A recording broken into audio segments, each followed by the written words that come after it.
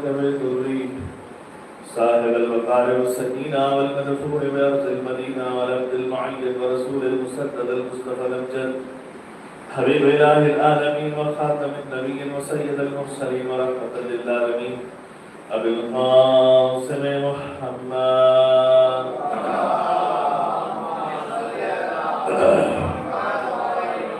الصلاة والسلام على الإمام المطهر الشجاع الغضب الشبير والشبر القاسم دوبا وسخر على الزينبتين الأشرف المتين الزينبتين الوالي البني السيد الرضي المذكور بالبري أسد الله الغالب الغالب كل غالب ومكروب كل طالب مظهر الأداب والقرائب مولانا سيدنا عيسى وابن سلام أبي الحسنين علي بن أبي طالب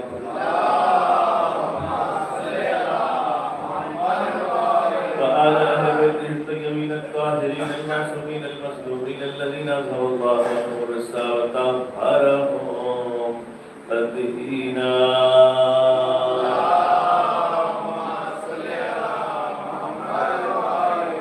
الإمام المبين بقية الله في الأرضين الحجة الثاني عشر المهدي المنتظر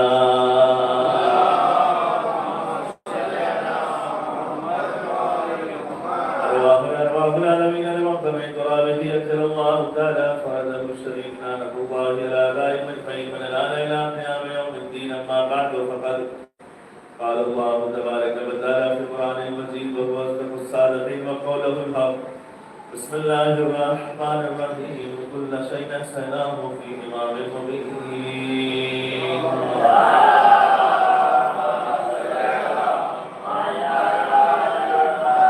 ایک سورہ فاتحہ کی تلاوت فرما کر مرحوم مرزا یاور علی صاحب مرحوم مرزا مولانا مصطفیٰ علی صاحب مرحوم کرامت علی صاحب مرحوم حسین علی صاحب مرحومہ زینب بیگم صاحبہ مرحومہ عالمہ بیگم صاحبہ کے ارواح کو ارشاد فرمائیں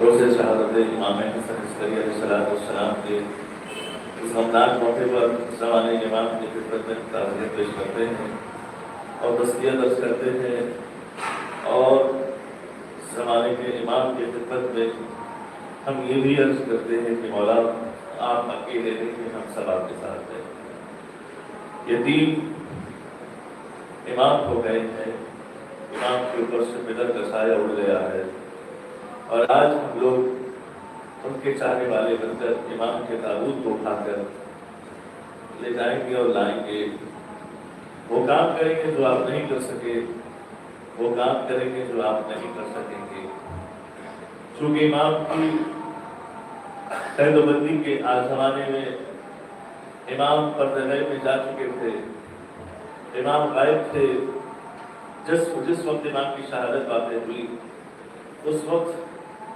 جعفر قصاب نے آ کر نماز پڑھانا چاہا تو ایک چھوٹے سے بچے نے دامن کھینچا اور امام نے آ کر نماز پڑھائی یہ امام حسن عسکری علیہ السلام کی مظلومیت ہے اور یہ امام زمانہ کی مظلومیت ہے تو کچھ باتیں کچھ معلومات کچھ گزارشات آپ کے اذہان عالیہ تک پہنچا کر میں اپنی منزل کو تمام کرنا چاہوں گا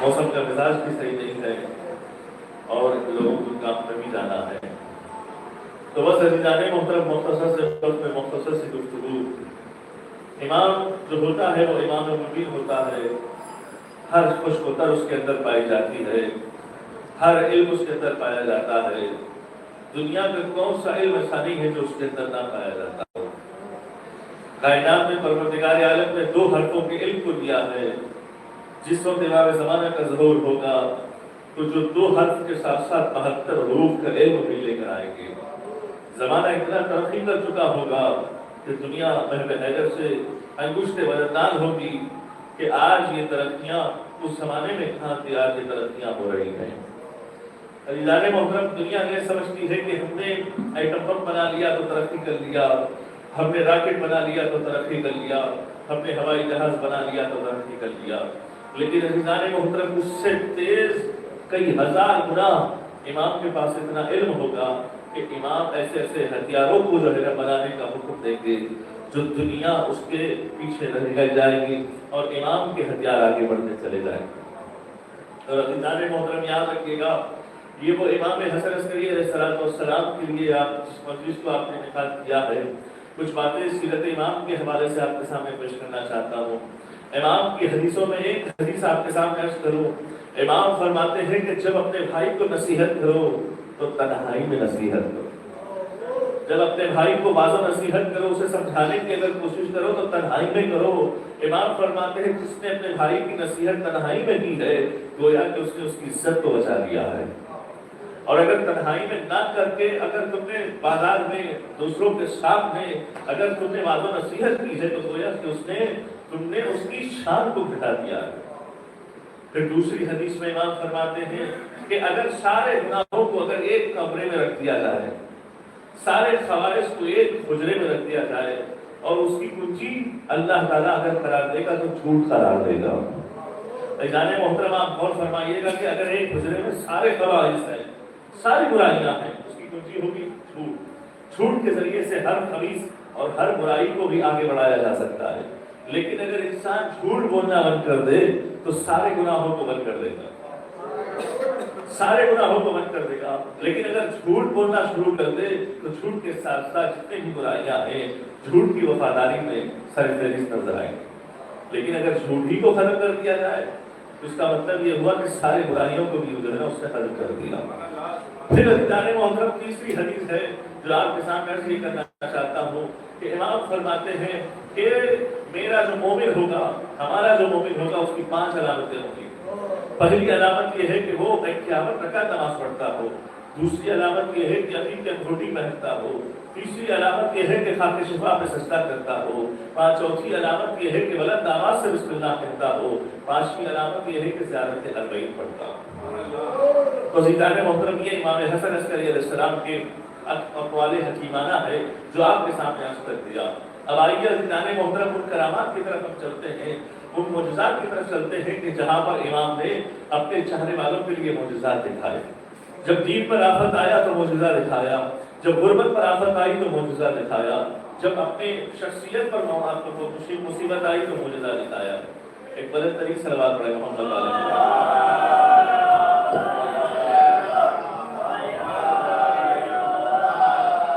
عزیزان محترم آپ غور فرمائیے گا، تاریخ بتاتی ہے کہ سب سے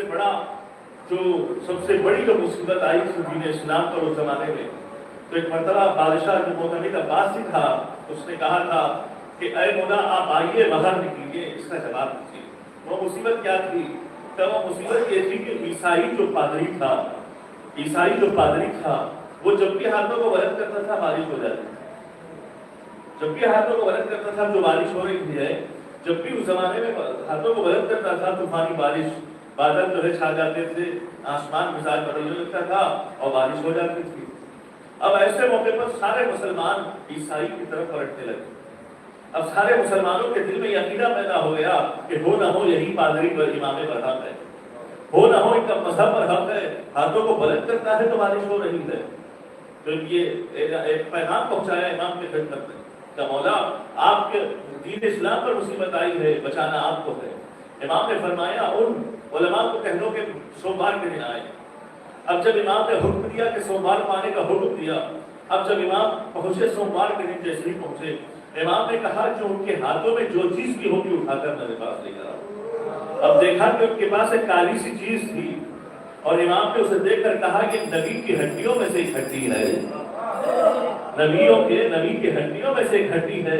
اس پادری کو پتہ نہیں کہاں سے مل گیا ہے، اگر یہ ہڈی کو اگر زیر آسمان میں رکھ دیا جائے تو آسمان اپنا ٹاپ کھول دیتا ہے اور بارش کو برسا دیتا ہے۔ اور ادارے محترم آپ ذرا تصور فرمائیے گا، اگر ہڈی کے دکھانے سے آسمان جو ہے اپنے آپ کھو دیتا ہے، اپنا آپا کھو دیتا ہے اور بارش کو برسا دیتا ہے، تو اگر خون حسین کو اگر آسمان دیکھے، عزیزان محترم یہی وجہ تھی کہ 40 دن تک آسمان روتا رہا. آپ نے دیکھا ہوگا کہ 40 دن تک آسمان روتا رہا, 40 دن تک آسمان سرخ رہا. کیوں؟ کہ اس لیے کہ حسین کی شہادت وقت ہے. اور عزیزان محترم نہ صرف یہ کہ آسمان روتا رہا اور آسمان سرخ نظر آیا, ہر پتھر کو جب بھی اٹھاتے تھے خون تازہ بہتا تھا. ہر درخت کے نیچے خون تازہ بہ رہا ہے, ہر پتھر کے نیچے خون تازہ بہ رہا ہے, ہر چیز کے نیچے خون تازہ بہ رہا ہے. عزیزان محترم یہ خون تازہ کا بہنا اس بات کی دلیل ہے کہ حسین قتل کر دیے گئے. اور عزیزان محترم تم نے جو حسین کے خون کو بہایا, یہ حسین کا خون نہیں تھا, یہ خدا کا خون تھا. پروردگار نے اس خون کو اپنے جنت میں رکھا ہے. اسکن اللہ دمہ فی جنت, اللہ نے خون حسین کو رکھا بھی تو کہاں رکھا؟ جنت میں رکھا. اب بات واضح ہوئی عزیزان محترم, ایک مرتبہ یہ ہے کہ جنت وہاں ہے اور حسین یہاں ہے, اور ایک مرتبہ کربلا یہاں ہے, خون حسین وہاں ہے. فرمایا ایک مرتبہ یہ ہے کہ کربلا یہاں ہے اور حسین کا خون وہاں ہے, ایک مرتبہ یہ ہے کہ جنت وہاں ہے, حسین یہاں ہے. تو عزیزان محترم جس میں حسین کو اگر دیکھنا ہے تو کربلا جائیے گا, خون حسین کو دیکھنا ہے تو جنت چلے جائیے گا. ایک صلوات پڑھے محمد والے محمد.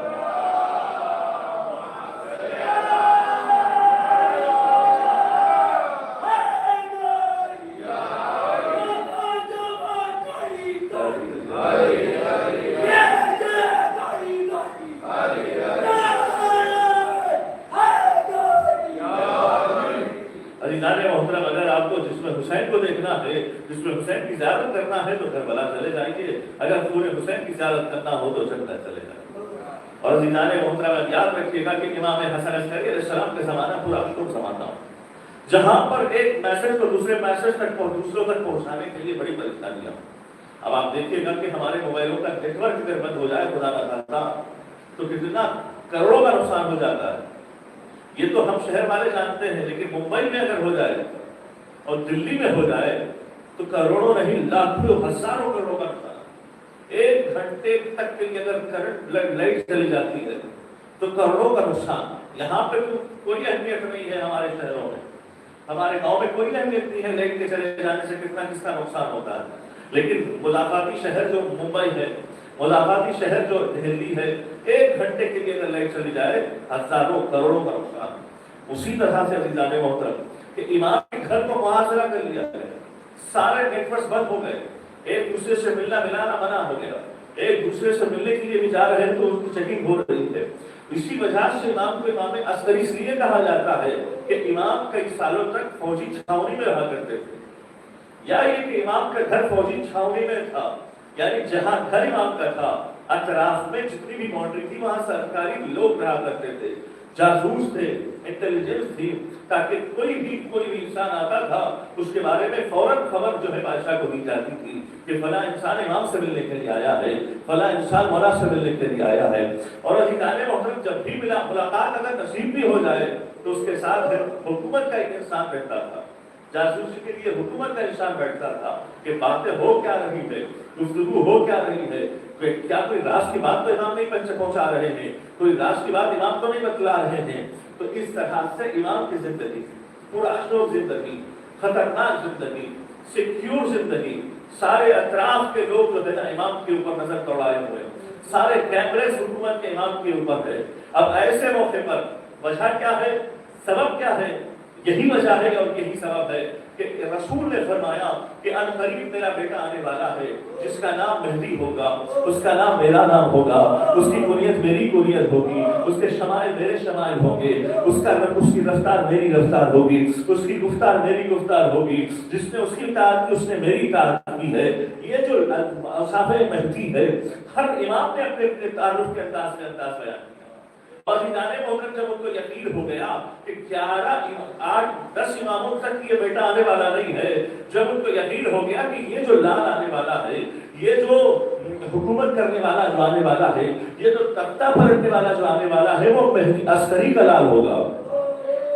کہیں ایسا نہ ہو کہ شہزادی نرگس خاتون حاملہ ہو جائے, اور عزیزان محترم جس طرح سے جناب موسیٰ کے آنے پر نجومی نے کہا کہ ایک ایسا بیٹا اس دنیا میں آنے والا ہے، ایسا بچہ اس دنیا میں قدم رکھنے والا ہے جو تیری حکومت کو تبوارہ کر دے گا، تو فرعون نے کئی ہزار بچوں کو قتل کروا دیا اور پیٹ میں بچے پل بھی رہے تھے ان کے شکموں کو چار کروا دیا، پھر بھی کئی ہزار بچوں کے پیدا ہو مرنے کے بعد بھی موسیٰ کو نہ روک سکا، تو پھر فخر موسیٰ کو روکنے کی کیا کوشش کر رہا ہے؟ محترم موسیٰ کے آنے میں نہ کوئی روک سکا تو پھر فخر موسیٰ کے آنے میں کیوں روک سکے گا؟ یہی وجہ ہے کہ محترم عورتوں کو بھیج کر جس خاتون کے شکم پر جو ہے دیکھا جاتا تھا کہ کہیں ایسا نہ ہو کہ بچہ پیدا ہو رہا ہو، کہیں ایسا نہ ہو کہ آثار حمل ہو، کہیں ایسا نہ ہو کہ یہ بچہ اس دنیا میں آ جائے تو حکومت میں جو ہے تہمالہ کر دے، ہم تختے کو الٹ دے۔ لیکن پھر بھی عزیزان محترم 14 شعبان وہ 14 شعبان کی رات اور فجر کے وقت 15 شعبان ہونے والی ہے، صبح سویرے کے وقت ہے، امام نے اپنی پھوپھی حکیمہ خاتون سے کہا آپ اپنے گھر نہ جائیے۔ حکیمہ خاتون نے کہا وجہ کیا ہے؟ کہ آج ایک ایسا بیٹا اس دنیا میں آنے والا ہے جو یملأ الارض قسطا وعدلا کما ملأ الظلم وجورا، اب تو انصاف سے دنیا کو بھر دے گا جس طرح سے ظلم و جور سے بچ چکی ہوگی۔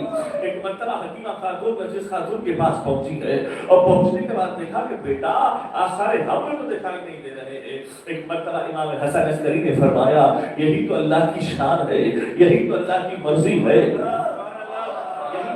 شان ہے، یہی تو اللہ کی مرضی ہے، آثار حمل نہ ہونے کے باوجود بھی میرے گھر میں میرا بیٹا آنے والا ہے۔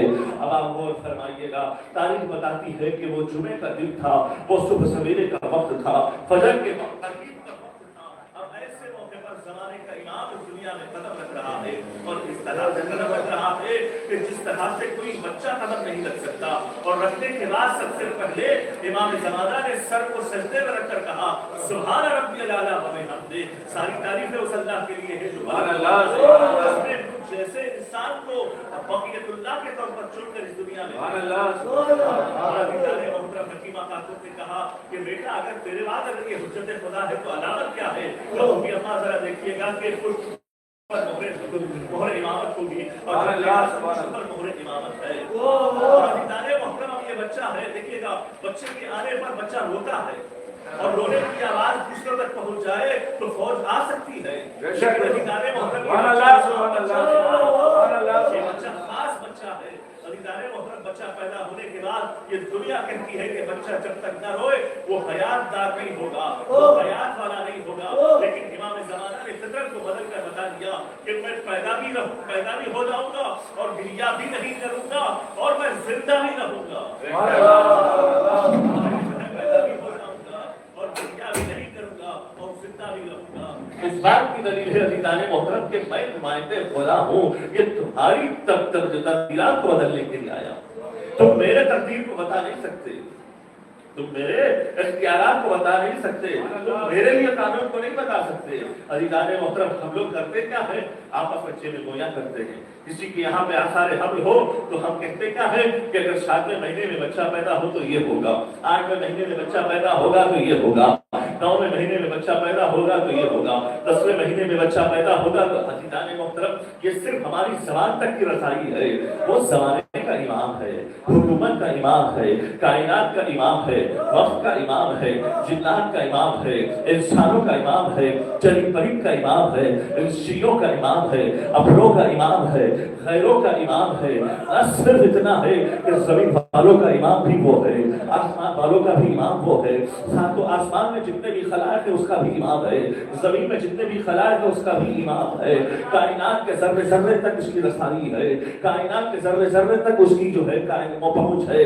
تم کیا سمجھتے ہو تمہارے قانون سے امام کی حیات میں خطرہ ہو جائے گا؟ نہیں، امام آتا ہی قانون بنانے کے لیے، امام آتا ہی قانون بنانے کے لیے، امام پیدا ہوتا ہی انسان کی تقدیر کو بدلنے کے لیے۔ تم آ کر کیا امام کی تقدیر کو بدلو گے؟ امام پیدا ہی ہوتا ہے تقدیر بدلنے کے لیے۔ عزیزان محترم پوری فوج ایک مرتبہ انتظار کر رہی ہے کہ میرا کہیں ایسا نہ ہو کہ مہدی کا ظہور ہو جائے۔ آخر میں ایک مرتبہ امام نے آخر میں ہاتھوں میں بچہ تھا نرجس خاتون کے، اچانک 2 فرشتے اس دنیا میں آئے اور آنے کے بعد 2 فرشتے جو پرندوں کی شکل میں تھے اچانک مہدی کو ہاتھوں میں لیا اور جنت پرواز کر گئے۔ اس لیے کہ عزیزان محترم آپ غور کریے گا، بچہ زیادہ دنوں تک رہنا بھی یہ خطرے سے خالی نہیں، اور دنیا میں زمین پر رہنا خطرے سے خالی نہیں ہے۔ بچہ پیدا ہونا یہ ضروری ہے، بچہ پیدا ہو گیا اور کئی صحابہ کو امام نے بلا کے بتا دیا کہ دیکھو میرے بعد حجت خدا یہ ہے، دیکھو میرے بعد آخری امام یہ ہے، دیکھو میرے بعد قائم آل محمد یہ ہے، دیکھو احمد مختار یہ ہے، دیکھو محمد مصطفیٰ یہ ہے، دیکھو شریع مرتضیٰ یہ ہے، دیکھو عصمت فاطمی یہ ہے، دیکھو یہ صادق کا علم یہ ہے، صداقت کا پیکر یہ ہے۔ عزیزان محترم امام نے بتایا اور 50 سے زیادہ صحابہ اس بات کو ماننے کے لیے تیار ہو گئے کہ 255 ہجری میں امام کی ولادت ہو گئی ہے، اور امام ابھی اس وقت جنت میں تربیت پا رہے ہیں۔ اور عزیزان محترم چونکہ اسپیشل امام ہے تو اسپیشل کیٹیگری کو اور اسپیشل جو ہے انداز میں جو ہے نا امام کو تربیت دی گئی ہے۔ اور عزیزان محترم یاد رکھیے گا، جتنا ہم پڑھتے ہیں اس سے زیادہ امام کی جو ہے عمر بڑھتی ہے۔ انسان کی جو قد ہے وہ کتنے سالوں میں جو ہے نا اس کی قد اس میں اضافہ ہوتا ہے، 1 سال میں 1 انچ میں قد میں اضافہ ہوتا ہے، بلکہ اماموں کے لیے کہا گیا ہے کہ 6 مہینے میں 1 انچ میں اضافہ ہو جاتا ہے، سال میں 2 انچ میں اضافہ ہو جاتا ہے، پھر عزیزان محترم مہینوں میں اضافہ ہو جاتا ہے، اور جو ہے ہفتوں میں اضافہ ہو جاتا ہے۔ آج ہمارا بچہ اتنے قد والا نہیں ہوگا کہ جتنا قد والا امام کا بیٹا ہوگا۔ اور جو ہے نا عزیزان محترم اس لیے کہ امام کے لیے ضروری ہے کہ وہ قد آور ہو، امام کے لیے ضروری ہے کہ وہ تربیت والا ہو، امام کے لیے ضروری ہے کہ وہ کرامات والا ہو۔ یہی وجہ تھی کہ امام عسکری کو فوجی چھاؤنی میں رکھا گیا تاکہ بیٹا پیدا نہ ہو اور حکومت جو ہے گرا نہ دے۔ پھر عزیزان محترم آخری روایت ہے، میں زحمت تمام کرنا چاہتا ہوں، کہتے ہیں کہ دیکھیے گا ایک دشمن تھا اور ایک دوست تھا۔ آخری روایت امام عسکری کے حوالے سے، ایک دوست تھا اور ایک دشمن تھا۔ دوست امام پر بہت زیادہ یقین کرتا تھا، دشمن کو حسد تھا کہ جس امام کو یہ مانتا ہے میں اس کا امتحان ہوں۔ دوست نے ایک مرتبہ کہا کہ تم کہاں جا رہے ہو، کسی سے پوچھا کہ تم کہاں جا رہے ہو، کہا میں امام عسکری کے پاس جا رہا ہوں۔ کہا میرے پاس قلم دبات نہیں، میرے پاس پین اور پیپر نہیں ہے، میں امام کو لیٹر لکھنا چاہتا ہوں۔ فوراً ایک قرطاس لیا، قلم نہیں ملا تو انگلی کے اشارے سے کچھ لکھا، لکھ کر کہا کہ یہ جا کر امام کو دے دے رہا۔ عزیزان محترم اسے یقین تھا کہ جو انگلی کے اشارے پر تحریر پڑھ لے وہ میرا مولا ہوتا ہے۔ عزیزان محترم انگلی کے اشارے پر جو تحریر پڑھ لے وہ میرا مولا ہوتا ہے۔ خط پہنچا، خط پہنچنے کے بعد امام نے جواب دے دیا، کیونکہ جو سوال کیا اس کا جواب یہ ہے، اور جو تو سوال کرنا چاہتا ہے کہ میرے پاس پیسے نہیں ہے اس کا بھی جواب میں دے رہا ہوں۔ پھر عزیزان محترم دشمن دیکھ رہا تھا کہ میرا جو دوست ہے وہ امام پر اتنا زیادہ یقین کر رہا ہے اور میں امام کا دشمن ہوں اور یہ میرا دوست ہے۔ اب اس نے کہا کہ تو صحیح امتحان لیا جائے۔ ایک مرتبہ اس نے کیا کیا، دوسروں کے سامنے خالی صرف ایسے اشارہ کیا، کچھ نہیں لکھا لیکن اشارہ کیا، کچھ ایسے ہی انگلی کا اشارہ کیا، کرنے کے بعد اس نے جو ہے لپیٹ کے کہا کہ امام کو دے دینا۔ عزیزان محترم امام بھی بڑے چالاک ہیں، امام بھی بڑے مسئلے کو پہچاننے والے ہیں۔ امام نے اس کے خط کے جواب میں اس کے ماں باپ کا نام لکھا، جو ماں باپ کائنات نہیں جانتی تھی وہ جانتا تھا۔ محترم اس کے ماں باپ کے نام دوسرے نہیں پہچانتے تھے، وہ پہچانتا تھا۔ اب جیسے اس نے دیکھا کہ تیرے باپ کا نام یہ ہے، تیری ماں کا نام یہ ہے، تو یہاں پر پیدا ہوا ہے، تیرے گھر میں یہ چل رہا ہے۔ اب جیسے ہی امام نے بایو ڈاٹا لکھا فوراً سجدے میں سر رکھا، رکھنے کے بعد کہا آج کے بعد سے میں جس امام کو مان رہا ہوں اس کا نام حسن عسکری ہے۔ ایک صلوات پڑھے محمد والے محمد۔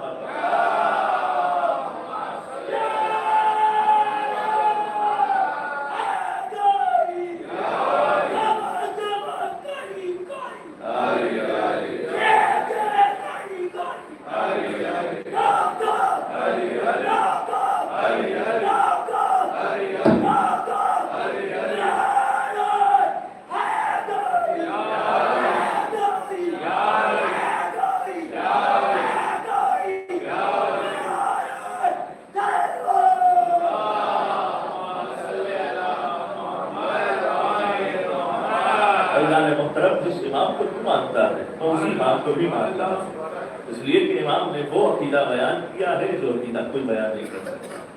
عزیزان محترم انگلی کے اشاروں سے لکھے جانے والے تحریر کو جو پڑھ لے وہ امام ہوتا ہے، جو دل کے پھیروں کو جاننے والا اگر کوئی ہوتا ہے تو امام ہوتا ہے۔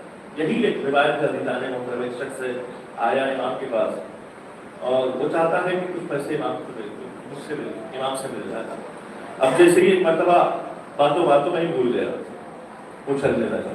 امام کا خادم اسے امام نے خادم کو بھیجا کہ اگر تیرے پاس 100 دینار ہے تو 100 دینار کا جانور لے لے، 100 دینار قرضہ ادا کر لے، 100 دینار اپنے گھر کے خرچ کے لیے رکھ۔ اب جیسے ہی دیکھا کہ میرے دل میں ارادہ تھا، امام سے میں بیان نہیں کیا تھا، لیکن باتوں میں بھول گیا، اور میں جب چلنے لگا تو امام نے خادم کو بھیج کر پیسے بھجوایا۔ تو عزیزان محترم، جو ہمارا امام ہوتا ہے نا، وہ ہماری دیکھ بھال کرتا ہے، ہماری رہنمائی کرتا ہے، ہماری پشت پناہی کرتا ہے۔ جو اس کے لیے پسند ہے وہی اسے عطا کرتا ہے، جو اس کے لیے ناپسند ہے اسے عطا نہیں کرتا۔ اب آپ غور فرمائیے عزیزان محترم، ایسے ایسے امام اللہ نے ہمیں دیے، لیکن دنیا نے پسند نہیں۔ معتمد عباسی نے دیکھا کہ لوگ امام کے پیچھے پیچھے جا رہے ہیں اور میرے پیچھے کیوں نہیں آ رہے؟ عزیزان محترم، طرح طرح کی وصیتیں دے رہا ہے، خیر و بد میں مبتلا کر دیا، اسیری میں مبتلا کر دیا، فقر و فاقہ میں مبتلا کر دیا، لیکن پھر بھی دنیا ان کے سامنے گزر رہی ہے اور میرے سامنے نہیں گزر رہی۔ اچانک معتمد عباسی نے زہر دے کر بھیج دیا، امام اس زہر سے شہید ہو گئے۔ تاریخ بتاتی ہے کہ ایک مرتبہ سارے ایمان والوں کو بلانے کے بعد کہا، اور کچھ ڈاکٹرز کو بلایا، کچھ پروفیسرز کو بلایا، دیکھو آج میں امام حسن عسکری کے غم میں شامل ہوں، میرے ہاتھوں سے امام شہید نہیں ہوئے، اور جیسے جنازہ غسل و کفن کے بعد تیار ہو جائے تو چہرہ لوگوں کو دکھا دینا کہ یہ میری وجہ سے امام قتل نہیں ہوئے، یہ نیچرل موت مرے۔ عزیزان محترم، تاریخ بتاتی ہے کہ جیسے امام حسن عسکری کی شہادت ہوئی ہے، ہر امام یہ چاہتا ہے کہ بیٹا قریب ہو، لیکن امام زمانہ تو پردہ غیب ہے۔ ہر بیٹا یہی چاہتا ہے نا کہ امام قریب ہو، بیٹا قریب ہو، لیکن امام زمانہ پردہ غیب میں ہے۔ امام نے وصیتیں کی ہے، اور تاریخ بتاتی ہے کہ امام نے غسل بھی دیا، امام نے خود کفن پہنایا۔ اب جب نماز جنازہ کی بات آئی تو جعفر کذاب آ کر کہنے لگا کہ میں امام کا وارث ہوں، میں نماز جنازہ پڑھاؤں گا۔ 5 سال کے بچے نے دامن کو پیچھے کیا اور خود جا کر نماز جنازہ پڑھائی۔ امام کی حسرت بھری نگاہوں دیکھ رہی تھی کہ میرے بابا کا جنازہ اٹھ رہا ہے، لیکن میں کاندھا نہیں دے سکتا۔ عزیزان محترم، امام اس تکلیف سے گزر رہے ہیں، امام اس مظلومیت سے گزر رہے ہیں کہ باپ کا جنازہ تو دھوم دھام سے اٹھایا جا رہا ہے، لیکن بیٹا کاندھا نہیں دے سکتا، کہ اس لیے کہ بیٹے پر مصیبتوں کے پہاڑ دنیا والے توڑ دیں گے، میں پردے غیب میں زندگی گزار رہا ہوں۔ عزادارو ذرا تصور فرمائیے گا، یہ امام حسن عسکری کا جنازہ ابھی تابوت برآمد ہوگا، ابھی تابوت برآمد ہوگا، ابھی امام کے ذریعے برآمد کیا جائے گا، لیکن ذرا تصور فرمائیے گا امام زمانہ یتیمی کی جو ہے زندگی گزار رہے ہیں۔ امام کو عزیزان محترم یتیم کے لیے کہا گیا ہے کہ اسے سینے سے لگایا جائے، اسے جو ہے بالوں پر ہاتھ کو پھیلایا جائے، لیکن زمانے کے امام کو کوئی پرسہ دینے والا نہیں ہے۔ عزادارو، جانتے ہیں آپ کہ تاریخ بتاتی ہے کہ جب شام کے دربار سے رہائی کا وقت آیا تو زینب نے ایک مرتبہ سجاد سے کہا، بیٹا سجاد، یزید سے کہہ دو کہ ہمیں ایک حجرہ دے دے، اس لیے کہ ہم جی بھر کے رونا چاہتے ہیں، ہم جی بھر کے رونا چاہتے ہیں۔ عزادارو، تاریخ میں لکھا ہے جب حجرہ مل گیا، اور جب حجرہ نشری ملا، شہزادی زینب نے سید سجاد سے کہا، بیٹا ہمارے یہاں پر جب کسی کی شہادت ہوتی ہے تو ہم پرسہ اسے دیتے ہیں، اس کے بیٹے کو پرسہ دیتے ہیں۔ بیٹا سجاد، اب تیرے باپ کی شہادت ہوئی، تجھے کوئی پرسہ نہ دیا، علی اکبر کی شہادت ہوئی، تجھے پرسہ نہ دیا، اصغر کی شہادت ہوئی، تجھے پرسہ نہ دیا گیا، اللہ اللہ پرسہ نہ ملا۔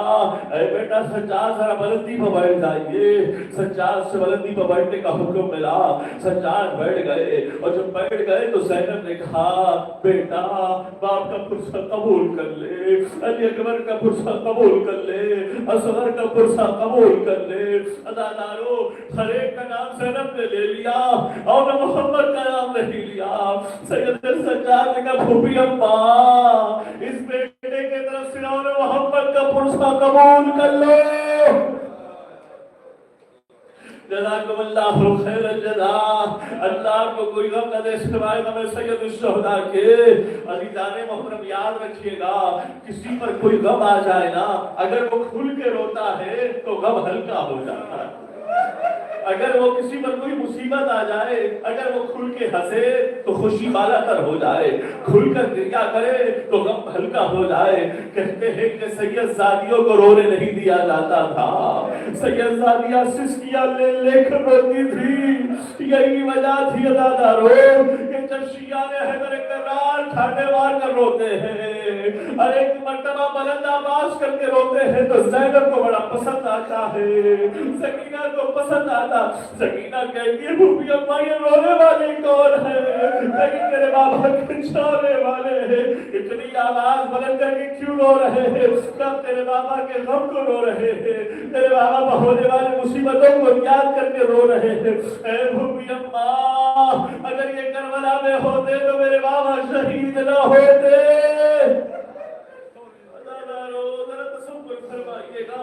آج امام زمانہ کو کوئی پرسہ دینے والا نہیں ہے, امام زمانہ کو کوئی سینے سے لگانے والا نہیں ہے, امام زمانہ کے سر پر کوئی ہاتھ پھیرنے والا نہیں ہے. امام زمانہ حسرت بھری نگاہوں سے دیکھ رہے ہیں, ہائے میرا بابا کا جنازہ اٹھ رہا ہے, ہائے میرے بابا کا جنازہ دھوم دھام سے اٹھایا جا رہا ہے. اور عسکری بھی قبر عسکری بھی جنازے میں رہ کر کربلا کا رو کر رہے ہوں گے. اے میرے آقا حسین آپ مجھے ضرور کریے کہ کیا ہوا, کب میرے جنازے کو تو اٹھایا گیا لیکن آپ کا جنازہ اٹھایا نہ گیا. میرا 5 سال کا بیٹا تو ضرور تو صحیح تھا لیکن آپ کا بیٹا بھی تھا, لیکن ہاتھوں میں ہتھکڑیاں, پیروں میں بیڑیاں, گلے میں خاردار تاؤ. عزیزان محترم کی الوداعی مجلس ہے. عزادارو اس دنیا سے ہم اس ایام ادا کو ہم رخصت کر رہے ہیں, ایام ادا ہم سے رخصت ہو رہے ہیں. عزادارو جب پہلی چاند جب نمودار ہوا تھا, جب چاند رات سے ہم مجلس و ماتم کر رہے تھے, کتنی جو ہے رونقیں تھی, کتنی قندیلیں تھی کہ فرش ادا بچھایا جاتا تھا, وقت میں مجلس ہوتی تھی, ہم پرسہ دیتے تھے. عزادارو آج سے ہم رخصت ہو رہے ہیں, شہزادی بھی دوبارہ نہیں آئے گی, حسین کا نام لینے والا نہیں ہوگا. یہ پرسان حال عزادارو یہ غم ہے اور اگلے سال یہ ہمارا ماتم ہے. عزادارو یہی دعا ہے پروردگار سے, پروردگار اللہ ہر ایک کو اگلے سال بھی عزاداری کرنے کی توفیق عطا فرمائے. لیکن عزادارو ذرا تصور فرمائیے گا, کہتے ہیں کہ جب کوئی انسان اس دنیا سے رخصت ہوتا ہے تو ان چیزوں کو یاد کر کے روتا ہے. عزیزان محترم کا یہی وہ سجدہ ہے جہاں پر یہ میرا باپ سجدہ کیا کرتا تھا, یہی وہ جانب ہے جس میں میرا باپ نماز پڑھتا تھا. یہی وجہ تھی عزیزان محترم تاریخ نے لکھا ہے کہ ایک مرتبہ امام باقر نے امام سجاد علیہ السلام کے سارے آثار کو مٹا دیا تھا.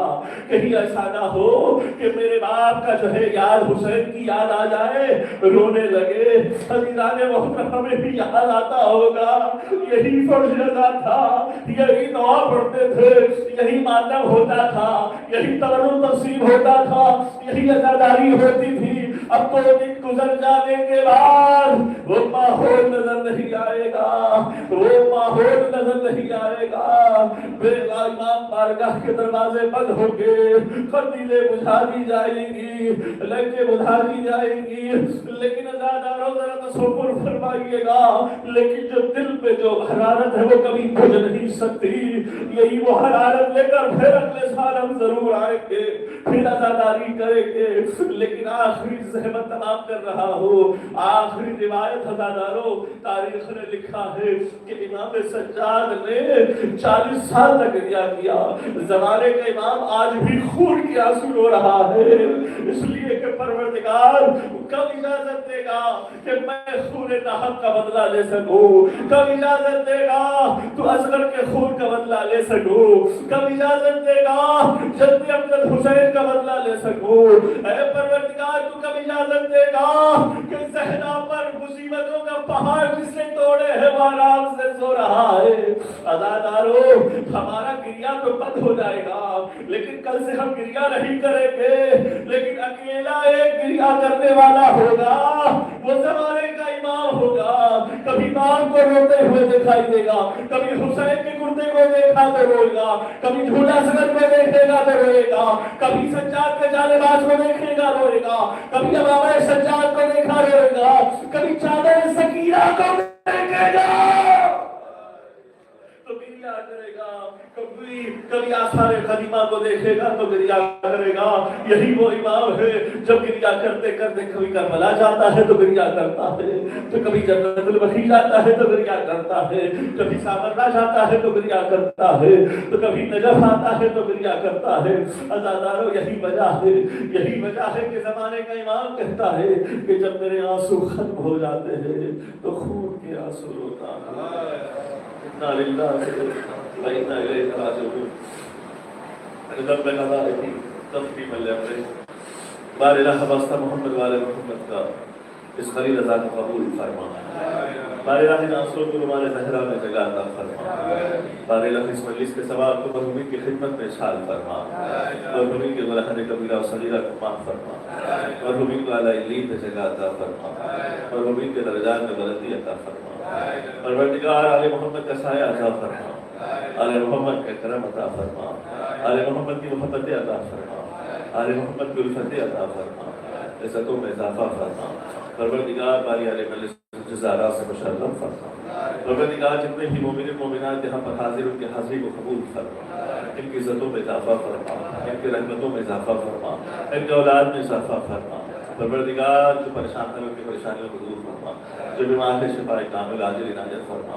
پروردگار ان سب کو اہل بیت کی زیارت نصیب فرما، جہاں کہیں آل محمد کے چاہنے والے ان کی حفاظت فرما، دشمنان آل محمد کو جس کو نابود فرما، فرشم السلام کو سربلند فرما، فرشم کفر کو سربیو فرما، مزارات مقدسہ کی حفاظت فرما، علم آرام کی حفاظت فرما، جنت البقیع کی تعمیرات کے اسباب فراہم فرما، امام زمانہ کے ظہور میں تعجیل فرما، ہم سب کو ان کے اعمال و اظہار و شمار فرما۔ ربنا تقبل منا انك انت السميع العليم۔